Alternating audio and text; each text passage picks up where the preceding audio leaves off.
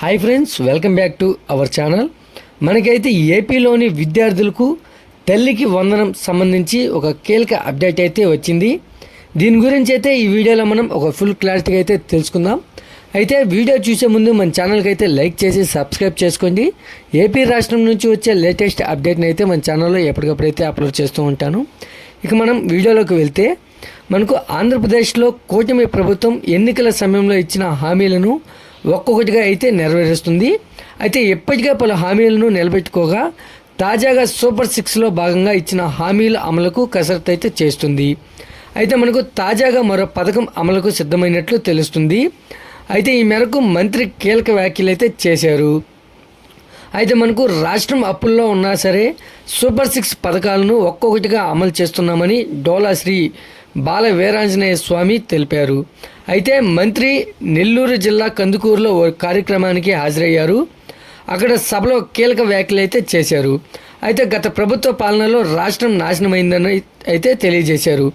అయితే మనకు సూపర్ 6 పథకాల్లో కీలకమైన తల్లికి వందనం పథకంపై మంత్రి డోలా శ్రీ బాల వీరాంజనేయ స్వామికి కీలక వ్యాఖ్యలు అయితే చేశారు.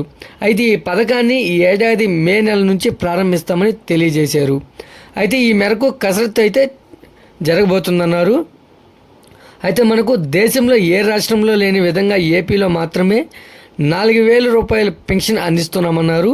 అయితే కూటమి ప్రభుత్వం అధికారంలోకి 6 నెలలైందని, తమ చేతిలో మంత్రధాన్యం ఏమీ లేదని, గత ప్రభుత్వం రాష్ట్రాన్ని అప్పుల పాలు చేసినా సరే తిరిగి పునర్నిర్మాణాన్ని చేస్తున్నామని అయితే ఇచ్చిన హామీల ప్రకారం ఒక్కొక్కటిగా నిలబెట్టుకుంటున్నామని అయితే తెలియజేశారు.